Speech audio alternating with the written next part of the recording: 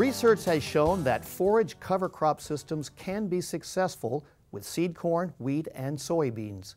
Here in Nebraska, UNL Cropping Systems graduate research assistant Alexandre Tonon Rosa is conducting research in the western part of the state on cover crops with field peas. The goal of his research is to see if diversification of crop rotation can help spread the financial risk. In addition, a few other factors he's considering are shorter growing seasons and nutrient recycling. At the Pulse Crop Field Day, we also had the chance to talk with Alexander to learn more about his cover crop research. So the main message that we wanted producers to see is that we can diversify the crop rotation here in western Nebraska.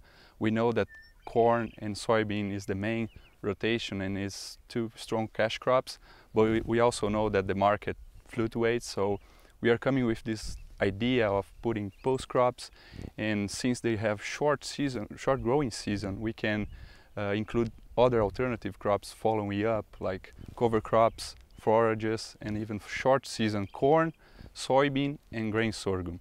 So basically, with cover crops, we can have multiple benefits that most of producers around the area are aware of, like reduced soil erosion, increase water infiltration, and also decrease the weed suppression that they might have here, since this new rotation will have new also chemical rotation.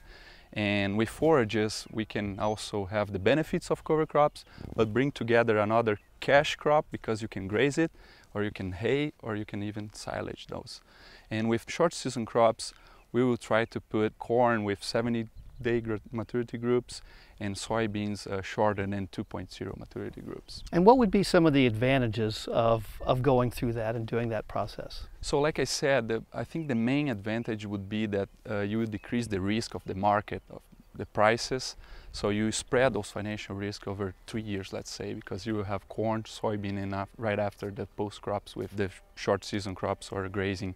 And the benefits of those specifically post crops, cover crops, is that you will be increasing your soil health, you will reduce your weed pressures, you will have more nutrient cycling, which is very important in this area as well, because those crops can dig in the soil and bring some nutrients that are not always available when you are in the corn, soybean rotations, for example. One of the things that we've discovered today is that education really does seem to be the key to helping people out, but also there needs to be a little bit more research done. So we have some more statistics and numbers that we can show to people.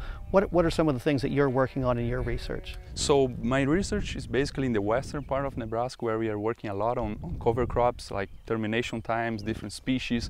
And what we are trying is to bring some of that knowledge here to the eastern part, and in association with field peas, so we can see if they are this whole new rotation will come with better profit for the producer.